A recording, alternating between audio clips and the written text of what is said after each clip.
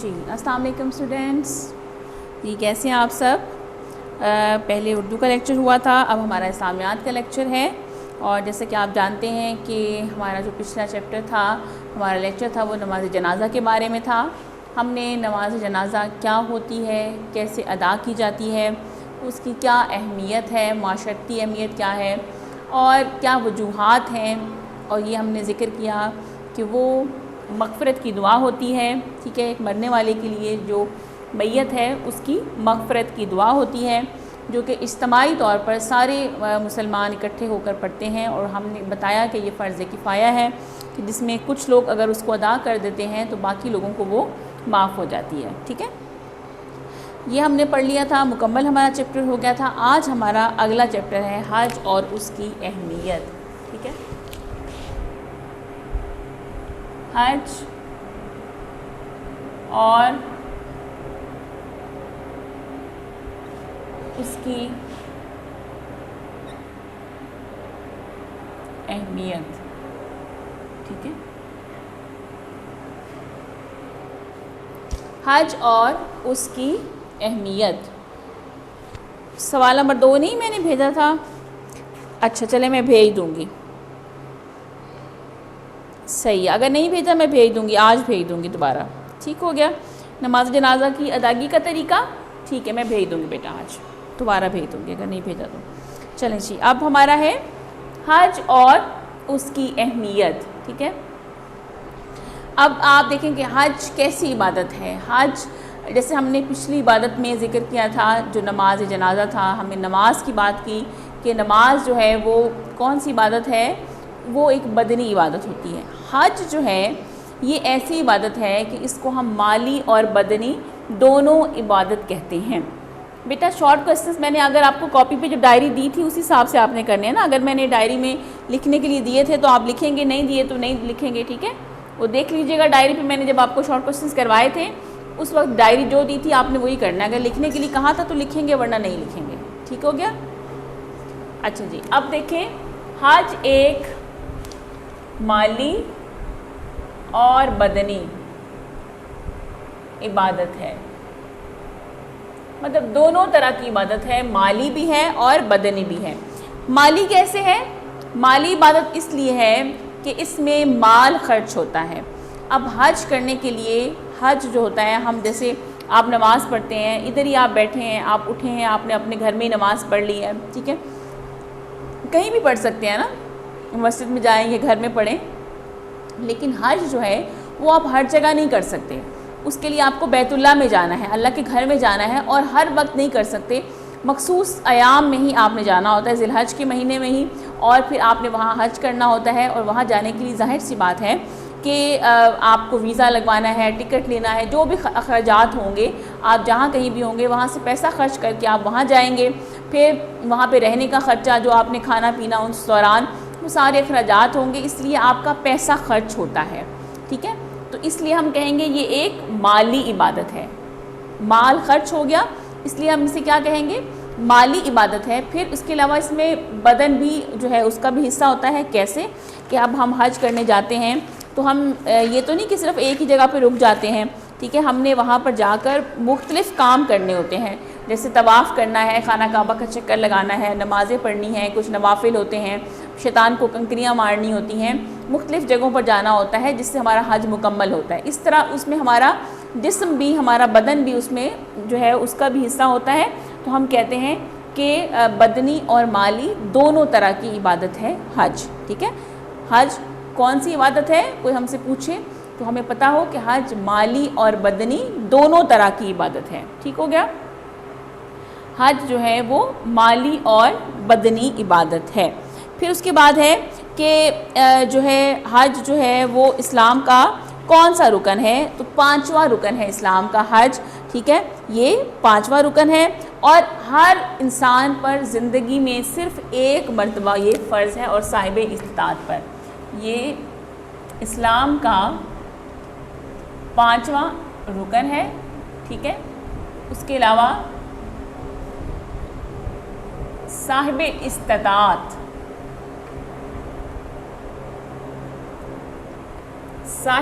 استطاعت پر زندگی میں ایک بار فرض ہے.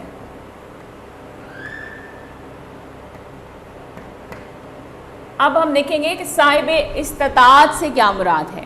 صاحب استطاعت اسے کہتے ہیں جو طاقت رکھتا ہو.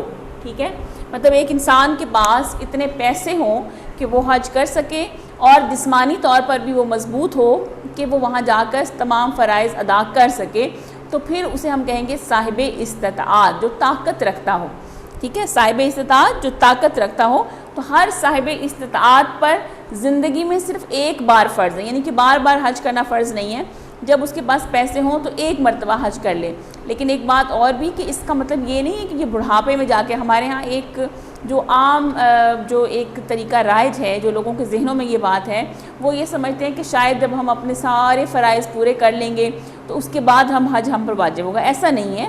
جب ہمارے پاس اتنے پیسے ہو جائیں کہ ہمارے پاس سال بھر کے اخراجات ہیں, ٹھیک ہے, ہمیں پتہ کہ ہمارا سب کچھ چل رہا ہے, تو پھر ہمارے پاس اگر اتنے پیسے آ جائیں کہ ہم اسے حج کر سکتے ہیں, تو اور ہمارے پاس کوئی ایسی رکاوٹ بھی نہیں ہے, جسمانی طور پر ہم ٹھیک ہیں, تو ہم پر حج واجب ہو جاتا ہے, چاہے ہم اس وقت نوجوان ہی کیوں نہ ہوں.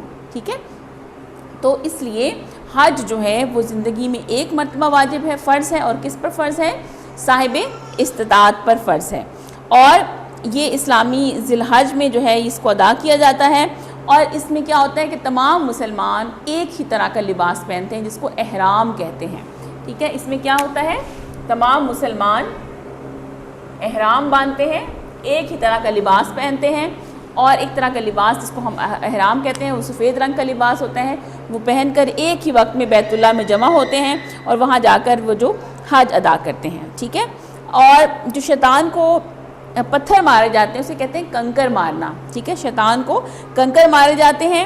اور اس کے علاوہ جو ہے یہ مسلمانوں کا ایک عظیم الشان اجتماع ہوتا ہے. اب دیکھیں پوری دنیا کے مسلمان جو ہے وہ پتہ نہیں کس کس کونے سے کہاں سے مسلمان جو ہیں وہ بیت اللہ میں آتے ہیں اور آ کر وہ حج ادا کرتے ہیں. ٹھیک ہے, تو اب یہ جب اتنے اکٹھے مسلمان ہوتے ہیں اور دیکھتے ہیں کہ پوری دنیا سے جو مسلمان ایک جگہ پر جمع ہو گئے ہیں, سب کا لباس ایک جیسا ہے, ان میں کوئی غریب امیر کی بات نہیں ہے, چاہے کوئی بادشاہ ہے, چاہے کوئی وزیر اعظم ہے کسی ملک کا, چاہے کوئی صدر ہے, کوئی بھی ہے, کوئی امیر ترین انسان ہے وہ ہے, اور چاہے کوئی غریب آدمی بھی ہے, وہ سارے ایک ہی جگہ موجود ہیں, ایک ہی طرح کا لباس پہنا ہوا ہے.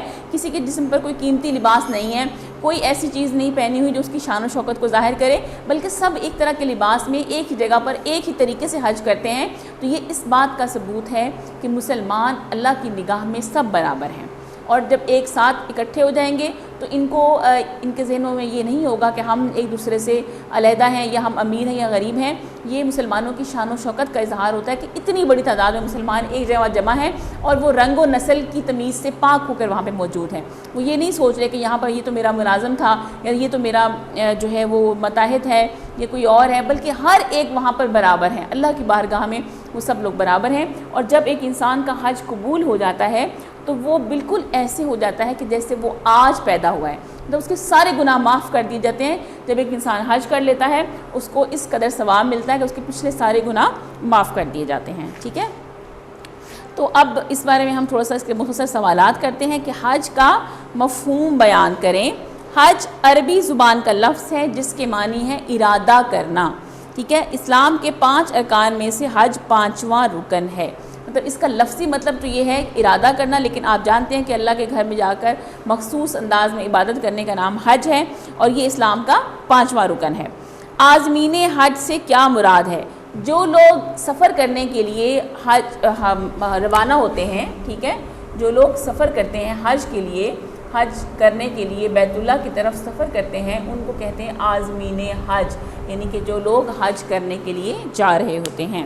ٹھیک ہے, حج کرنے کی غرض سے دنیا بھر کے مسلمان سفر کرنے کا ارادہ کرتے ہیں, یہ مسلمان عازمین حج کہلاتے ہیں. پھر ہے مناسک حج سے کیا مراد ہے؟ حج ایک جامع عبادت ہے جو کئی عبادات کا مجموعہ ہے. یہ عبادات مناسک حج کہلاتی ہیں, مثلا رمی, جمرات, سعی, طواف کعبہ اور قربانی وغیرہ. اب دیکھیں کہ ایک آپ نماز پڑھتے ہیں تو اس کا مطلب ہے کہ ہم نے صرف نماز پڑھ لی, ہماری نماز ہو گئی. اب ہم روزہ رکھتے ہیں تو اس میں ہمیں بے شک عبادت کا ثواب ضرور ملتا ہے، لیکن روزے کا مطلب صرف اتنا ہی ہوتا ہے کہ ہم نے جو ہے وہ سارا دن میں کچھ کھانا پینا نہیں اور کوئی حرام کام نہیں کرنا، ٹھیک ہے، یہ روزہ ہے۔ باقی ہم اس میں اگر قرآن نہیں بھی پڑھتے روزہ ہمارا ہو جاتا ہے، یہ الگ بات ہے کہ ثواب میں کمی بیشی، لیکن روزہ ہو جاتا ہے۔ لیکن حج ایک ایسی عبادت ہے جو خالی عبادت نہیں ہے، اس میں بہت سی عبادات شامل ہیں کہ ہم نے مخصوص جگہوں پر جا کر جو ہے وہ طواف کرنا ہوتا ہے خانہ کعبہ کا، پھر ہم نے جو ہے ایک خاص جگہ پر جا کر جو ہے وہ پتھر مارنے ہوتے ہیں شیطان کو، اور ہم نے قربانی ادا کرنی ہوتی ہے۔ تو یہ ساری عبادات مل کر ایک عبادت بناتی ہے جس کو ہم کہتے ہیں حج، اس لیے ہم کہتے ہیں کہ حج جو ہے وہ ایک جامع عبادت ہے، ٹھیک ہے۔ حج ایک جامع عبادت ہے جو کئی عبادات کا مجموعہ ہے۔ مجموعہ کا مطلب کیا ہوتا ہے؟ جمع ہو چکی ہیں، اس میں بہت ساری عبادات شامل ہیں۔ اور اس کے بعد کیا ہے کہ اس میں جو ہے مناسک حج کہلاتی ہیں۔ حج کا مبارک فریضہ کتنے دن جاری رہتا ہے؟ مطلب حج اب شروع تو ہو جاتا ہے تو کب رہتا ہے؟ حج کی عبادات 8 ذی الحج کی صبح سے شروع ہو کر 12 ذی الحج کی شام کو مکمل ہوتی ہیں، ٹھیک ہے۔ ان کے 3 دن بن جاتے ہیں نا، 8، 9، 10، 11 اور پھر 12، تقریباً چوتھا دن بن جاتا ہے، ٹھیک ہے۔ تو 8 جو ہے ذی الحج کی صبح شروع ہو کر جو ہے وہ 12 ذی الحج کی شام تک جو ہے مکمل ہوتی ہیں، ٹھیک ہے۔ 5واں دن شروع ہو جاتا ہے، تقریباً یوں کر لیں، سمجھ لیں آپ 4 سے 5 دن کی ہوتی ہیں۔ یہ عبادات مسلسل 5 دن جاری رہتی ہیں، کیونکہ ہم ایک دن صبح شروع کرتے ہیں، پورا ہمارا 8 سے شروع ہوتا ہے، پھر 9، پھر 10، پھر 11 اور پھر 12، تقریباً 5ویں دن شام کو ختم ہوتی ہیں جا کر۔ تو اس طریقے سے ہمارے یہ 5ویں دن تک جاری رہتی ہیں۔ اب اگر کوئی سوال ہے کہ حج کا فریضہ کتنے دن جاری رہتا ہے، تو ہم بتائیں گے کہ حج کا فریضہ جو ہے وہ 5 دن جاری رہتا ہے، 8 ذی الحج سے شروع ہوتا ہے اور 12 ذی الحج کی شام تک جاری رہتا ہے، ٹھیک ہے۔ پھر ہے حضرت ابراہیم علیہ السلام نے بیت اللہ کی تعمیر کے بعد کیا دعا کی؟ آپ جانتے ہیں کہ اللہ کے جلیل القدر پیغمبر تھے حضرت ابراہیم علیہ السلام اور ان کے بیٹے حضرت اسماعیل علیہ السلام۔ اب جانتے ہیں کہ یہ جو قربانی ہم دیتے ہیں، جو بقرہ عید جسے ہم کہتے ہیں، عید قربان بھی کہتے ہیں، اس پہ جو ہم قربانی کرتے ہیں، آپ نے یہ واقعہ سنا ہوگا کہ حضرت ابراہیم علیہ السلام اللہ کے نبی تھے اور حضرت اسماعیل علیہ السلام ان کے بیٹے تھے۔ تو انہوں نے خواب میں دیکھا تھا جناب حضرت ابراہیم علیہ السلام نے کہ وہ اپنے بیٹے کو ذبح کر رہے ہیں۔ جب مسلسل ان کو کئی دن یہ خواب آیا تو وہ سمجھ گئے کہ اللہ ان سے یہ چاہتا ہے کہ وہ اپنے بیٹے کی قربانی کریں۔ تو پھر وہ اپنے بیٹے کو ایک مخصوص جگہ پر لے گئے اور انہوں نے کہا کہ میں تمہیں قربان کرنا چاہوں گا۔ تو انہوں نے بھی اپنے باپ سے کہا کہ آپ اللہ کے حکم کی پیروی کریں، میں ثابت قدم رہوں گا۔ تو انہوں نے اپنی آنکھوں پر پٹی باندھ لی حضرت ابراہیم علیہ السلام نے، اور اپنے بیٹے کو نیچے لٹا کر وہ گردن پہ چھری رکھی۔ تو اللہ تعالیٰ نے حکم دیا فرشتے کو، اور فرشتہ حضرت اسماعیل علیہ السلام کی جگہ پر اس نے دمبا رکھ دیا اور یوں وہ دمبا قربان ہو گیا۔ اس وقت سے جو ہے حضرت اسماعیل علیہ السلام کی قربانی سے بچ کے پھر اللہ تعالیٰ کو ان کا یہ عمل اتنا پسند آیا کہ انہوں نے اللہ کی خاطر ان کو قربان کرنے سے بھی دریغ نہیں کیا تھا، اور پھر حضرت اسماعیل علیہ السلام بھی اللہ کے نبی بنے۔ تو پھر اللہ تعالیٰ نے اس قربانی کو مسلمانوں کے لیے ہمیشہ کے لیے ثواب کا ذریعہ قرار دے دیا کہ مسلمان ضروری قربانی کیا کریں اس یاد کو تازہ کرنے کے لیے۔ پھر حضرت ابراہیم علیہ السلام کو اللہ تعالیٰ نے حکم دیا تھا کہ وہ اللہ کا گھر تعمیر کرے، جو خانہ کعبہ ہے اس کی تعمیر حضرت ابراہیم علیہ السلام نے جو ہے وہ حضرت اسماعیل علیہ السلام کے ساتھ مل کر کی تھی، ٹھیک ہے۔ تو جب وہ یہ بیت اللہ کی تعمیر کر رہے تھے اللہ کی گھر کی، تو اس وقت وہ انہوں نے کیا دعا مانگی؟ انہوں نے کہا کہ اللہ ان کے اس عمل کو قبول کر لے اور ان کی اولاد سے فرما بردار امت پیدا کرے اور شہر کو امن و ثمرات کا شہر بنا دے، ٹھیک ہے۔ مطلب یہ انہوں نے کہا کہ ایک تو یہ کہ میری اولاد کی جو امت ہے وہ ساری جو ہے وہ بہت زیادہ نیک اور پرہیزگار ہو۔ اور آپ جانتے ہیں کہ جو لوگ جب نبی کریم صلی اللہ علیہ وسلم نے اعلان نبوت کیا تھا تو کچھ تو کافر لوگ تھے نا، لیکن کچھ وہ لوگ بھی تھے جو دین ابراہیمی پر تھے، ٹھیک ہے۔ جیسے خود نبی کریم صلی اللہ علیہ وسلم کے جو والدین تھے اور گھر والے تھے وہ دین ابراہیمی پر تھے، مطلب بے شک وہ مسلمان تو نہیں تھے کیونکہ اسلام تو آیا نہیں تھا، لیکن وہ کافر بھی نہیں تھے، وہ دین ابراہیمی پر تھے کچھ جو لوگ تھے، ٹھیک ہے۔ اس لیے جو ابراہیم علیہ السلام کی دعا تھی وہ یہی تھی کہ میری جو اولاد سے فرما بردار امت پیدا کر۔ تو وہ امت چلتی رہی آگے تک، فرما بردار رہی اللہ کی، اور اس شہر کو امن و ثمرات کا شہر بنا دے۔ امن کہتے ہیں جو جہاں پہ کوئی جھگڑا فساد نہ ہو، اور ثمرات کہتے ہیں جو پھل ہوتے ہیں، مطلب کہنے کا یہ ہے کہ یہاں پر امن و سکون ہو اور یہ اچھا شہر بن جائے۔ اور وہ دیکھیں کہ تب سے ہی جو ہے خانہ کعبہ بننے کے بعد، اللہ کا گھر بننے کے بعد وہاں پر اللہ کا خاص کرم ہے، اور آج بھی وہ مسلمانوں کے لیے، پوری دنیا کے لیے وہ قابل احترام اور محترم جگہ ہے، ٹھیک ہے۔ پھر ہے حج کی اہمیت کے بارے میں اللہ تعالیٰ کا ارشاد بیان کریں کہ حج کی کیا اہمیت ہے. اس کے بارے میں اللہ کا ارشاد ہے کہ اور لوگوں پر خدا کا حق ہے کہ جو اس کے گھر تک جانے کا مقدور رکھے وہ اس کا حج کرے. مقدور رکھے مطلب طاقت رکھتا ہو. جو اللہ کے گھر تک جانے کی طاقت رکھتا ہو اس کو چاہیے کہ وہ اللہ کے گھر کا حج ضرور کرے. پھر ہے کہ حج کے بارے میں نبی کریم صلی اللہ علیہ وسلم کا، اب یہ مکس نہیں دونوں کرنے، اوپر والا اللہ کا ارشاد تھا کہ طاقت رکھتا ہو تو وہ حج کرے. اب نبی کریم صلی اللہ علیہ وسلم جو ہیں ان کا کیا ارشاد ہے، کہتے ہیں کہ جو شخص استطاعت کے باوجود حج نہیں کرتا، استطاعت مطلب طاقت رکھنے کے باوجود حج نہیں کرتا، تو اس کے لیے کوئی فرق نہیں اس بات میں کہ وہ یہودی ہو کر مرے یا نصرانی کہتے ہیں جو عیسائی ہوتے ہیں. مطلب کہنے کا یہ ہے کہ چاہے وہ کسی اور مذہب پہ مر جائے، ہمارے لیے وہ مسلمان نہیں ہے. کہ جو لوگ اگر طاقت رکھتے ہوں پھر بھی حج نہ کریں تو اس کا مطلب ہے کہ وہ شخص جو ہے وہ اللہ تعالیٰ کے ہاں کیا ہے، چاہے وہ مسلمان نہیں ہے، اس کو پھر اسلام میں کوئی درجہ نہیں ملے گا. وہ اس کا یوں سمجھ لیں کہ وہ ایک غیر مسلم ہو کر مرا. کہ اتنی زیادہ اس کی اہمیت ہے حج کی. ٹھیک ہے. منی میں رمی کے ذریعے مسلمانوں کو کیا سبق حاصل ہوتا ہے؟ منی میں جو رمی ہوتی ہے، رمی اسے کہتے ہیں جب شیطان پہ پتھر پھینکے جاتے ہیں، شیطانوں کے مقامات پر کنکر برسائے جاتے ہیں اور شیطان سے نفرت کا اظہار کیا جاتا ہے. ٹھیک ہے. حاجیوں کی تربیت جو ہے وہ کیا ہوتی ہے، حاجیوں کی تربیت سے حاجیوں کو کھلے انسان کے کھلے دشمن شیطان سے بچاؤ کا مؤثر سبق ملتا ہے. دیکھیں جب اس کو پتھر مارا جاتا ہے تو ایک طرح سے اس بات کا اظہار ہوتا ہے کہ ہم جو ہے وہ شیطان سے بغاوت کرتے ہیں، ہم اس کے راستے پر نہیں چلتے، ہم اپنے پروردگار کے فرما بردار ہیں. اور پھر ہمیں یہ بتایا جاتا ہے کہ اگر کھلے انسان مطلب جو لوگ غلط کام کرتے ہیں اور ہمیں غلط کام کی ترغیب دیتے ہیں وہ بھی کھلے شیطان ہیں، چاہے وہ بظاہر انسان ہی ہیں. ٹھیک ہے. جو انسان برملا سب کے سامنے گناہ کرتا ہے اور دوسروں کو بھی گناہ کی دعوت دیتا ہے تو وہ ایک کھلا شیطان ہے. ٹھیک ہے. تو اس لیے وہ کہتے ہیں کہ پھر اس سے بچاؤ کا ہمارے لیے ایک بہت اہم ذریعہ ہے. پھر ہے آزمین حج میں برابری اور مساوات کا اظہار کیسے پیدا ہوتا ہے؟ آزمین حج جیسے پہلے بھی بتایا کہ جو حج کے سفر پہ روانہ ہوتے ہیں ان کو ہم آزمین حج کہتے ہیں. تو آزمین حج جب ایک جیسا لباس یعنی کہ احرام باندھتے ہیں اور پھر ایک جیسی صدائیں بلند کرتے ہیں، کیا کہتے ہیں؟ لبیک اللہم لبیک، کہ میں حاضر ہوں میرے پروردگار. جب وہ یہ صدائیں بلند کرتے ہیں اور ایک جیسے مناسک حج ادا کرتے ہیں تو ان کے اندر برابری اور مساوات کا خاص احساس پیدا ہوتا ہے کہ سب لوگ ایک ہی جیسا لباس پہن کر ایک ہی انداز میں لبیک اللہم لبیک کہتے ہوئے جب آگے کی طرف چلتے ہیں اور سب لوگوں نے ایک ہی جگہ پر نماز ادا کرنی، اسی طریقے سے انہوں نے تمام مناسک حج ادا کرنے ہیں، تو اس بات کا یہ ثبوت ہوتا ہے کہ یہاں پر کوئی انسان دوسرے سے بڑھ کر عظیم نہیں ہے، سب برابر ہے. ٹھیک ہے.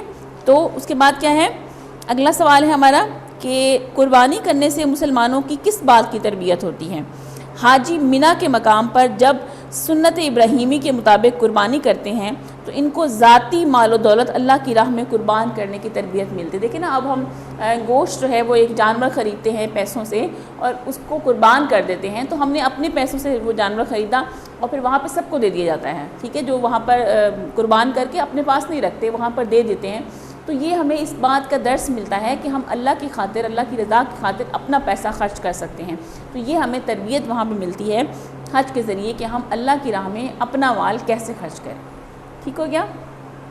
تو یہ ہے جی ہمارا آج کا جو تھا لیکچر حج کے بارے میں. ہم نے اس کے 10 مختصر سوالات کے جوابات کیے ہیں.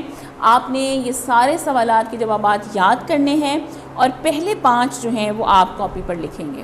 ٹھیک ہے.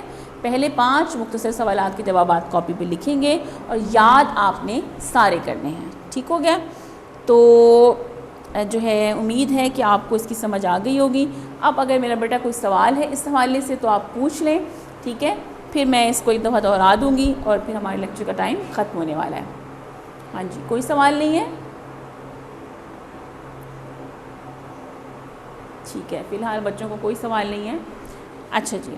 تو ہمارا یہ چیپٹر ہے حج کے بارے میں. ہم نے آج پڑھا کہ حج جو ہے وہ ایک مالی اور بدنی عبادت ہے اور یہ وہ عبادت ہے جو ہر صاحب استطاعت پر زندگی میں صرف ایک مرتبہ فرض ہوتی ہے، یعنی کہ بار بار یہ ادا نہیں کرنی ہوتی، زندگی میں صرف ایک مرتبہ ادا کرنی ہوتی ہے. اور جو ہے یہ اللہ تعالیٰ کو بہت جو ہے محبوب عبادت ہے، کیونکہ اس میں پوری دنیا سے مسلمان اکٹھے ہوتے ہیں اور یہ مسلمانوں کی شان و شوکت کو ظاہر کرنے والی عبادت ہے، جو دنیا میں یہ ظاہر کرتی ہے کہ مسلمان کتنی شان و شوکت والے ہیں۔ جب تمام مسلمان ایک جیسا لباس پہن کے ایک ہی وقت میں ایک ہی جگہ پر ایک ہی طرح کی عبادت کرتے ہیں، اس میں کوئی امیر غریب چھوٹے بڑے کی قید نہیں ہوتی، سب ایک ہی جگہ پر موجود ہوتے ہیں، اور اس وقت صرف وہ حاجی ہوتے ہیں، وہ اللہ کے حکم سے مخصوص عبادات کرتے ہیں، مخصوص چیزوں سے پرہیز کرتے ہیں، ٹھیک ہے۔ تو یہ اس طرح کی عبادت جو ہوتی ہے مسلمانوں کی شان و شوکت کو ظاہر کرتی ہے اور اللہ کے مسلمانوں کو نزدیک کرتی ہے۔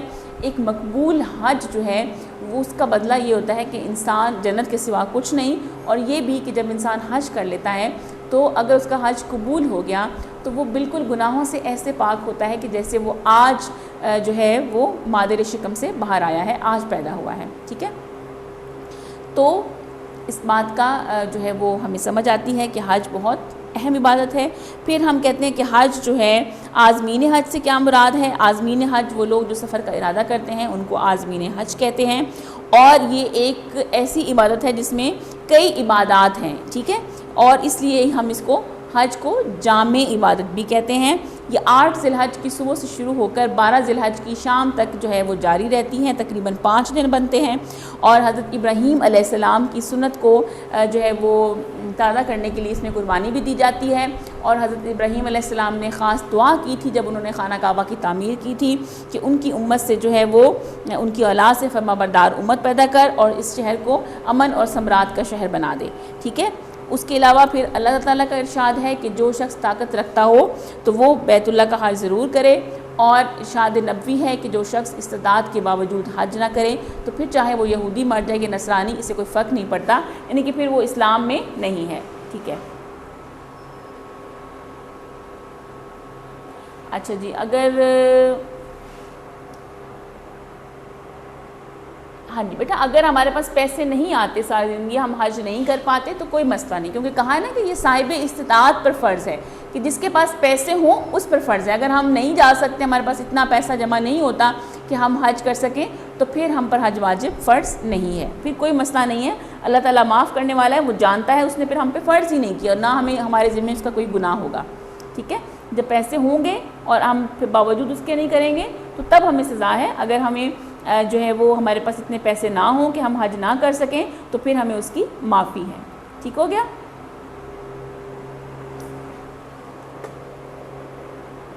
ہاں جی، اور کوئی سوال بیٹا کسی نے پوچھنا ہے؟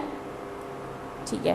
اچھا، اس کے بعد ہے کہ عازمین حج میں برابری اور مساوات کا اظہار کیسے پیدا ہوتا ہے کہ سب لوگ ایک ہی جیسا لباس پہنتے ہیں، ایک ہی جگہ پر کھڑے ہوتے ہیں، ایک طرح کے مناسک حج ادا کرتے ہیں، تو یہ اس بات کا ثبوت ہے کہ وہ سارے مسلمان برابر ہیں، اور قربانی کرنے سے بھی مسلمانوں کی تربیت ہوتی ہے کہ وہ اپنا مال و دولت اللہ کی راہ میں خرچ کرتے ہیں۔ یہ آپ کے 10 جو ہے وہ شارٹ کوسچنز ہیں، ہم نے اس کو دہرا بھی لیا، ٹھیک ہے۔ اب آپ نے پہلے 5 جو سوالات کے جوابات ہیں وہ کاپی پہ لکھنے ہیں، اور یاد آپ نے سارے 10 کے 10 کرنے ہیں، ٹھیک ہو گیا۔ تو ہماری لیکچر کا وقت ختم ہو گیا ہے، اب بچوں کو اور کوئی سوال نہیں پوچھنا، ٹھیک ہو گیا میرا بیٹا۔ تو آپ لوگ اپنا سب خیال رکھیں اور اچھے طریقے سے یہ سب کچھ یاد کر لیں، انشاءاللہ پھر ملاقات ہوگی، تب تک کے لیے اجازت دیجیے، اللہ حافظ۔